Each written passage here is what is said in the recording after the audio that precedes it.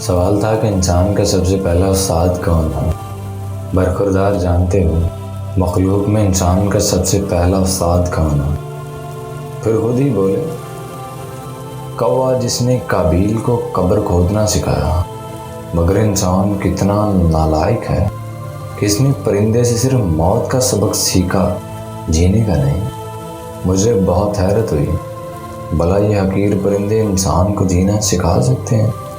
یہ تو ایک مجبور اور حقیر سی مخلوق ہیں، اور کہاں اشرف المخلوقات۔ وہ کہا لگا کر ہنس پڑے اور بولے، جھلیا ایسے نہیں کہتے، سونے نے کوئی چیز بیکار نہیں پیدا کی۔ پرندوں کی زندگی میں انسان کے لیے 6 سبق ہیں۔ پہلا سبق، یہ کبھی بھیک نہیں مانگتے، محنت اور جہد مسلسل سے اپنا اور بچوں کا پیٹ پالتے ہیں۔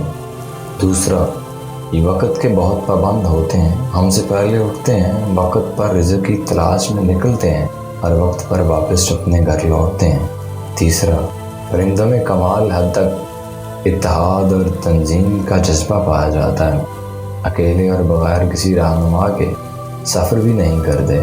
چوتھا، تمہیں کوئی پرندہ ذخیرہ اندوزی کرتا نظر نہیں آئے گا، کیونکہ یہ حریص نہیں ہوتے۔ پانچواں اور سب سے بڑھ کر، یہ صبر و تعقل کرنے والی مخلوق ہے، جس کی گواہی پیارے نبی صلی اللہ علیہ وآلہ وسلم نے بھی دی۔ فرمایا، جنت میں ایک ایسا گروہ داخل ہوگا جس کے دل پرندوں جیسے ہوں گے، یعنی صبر اور توکل کرنے والے۔ چھٹا، آخری بات یہ ہے کہ پکھیرو مستقل ایک جگہ مقام کے قیدی ہو کر نہیں رہتے، کسی جگہ کو جاگیر نہیں بناتے، بلکہ جہاں رزق اور سازگار ماحول مل جائے وہیں ڈیرا ڈال لیتے ہیں۔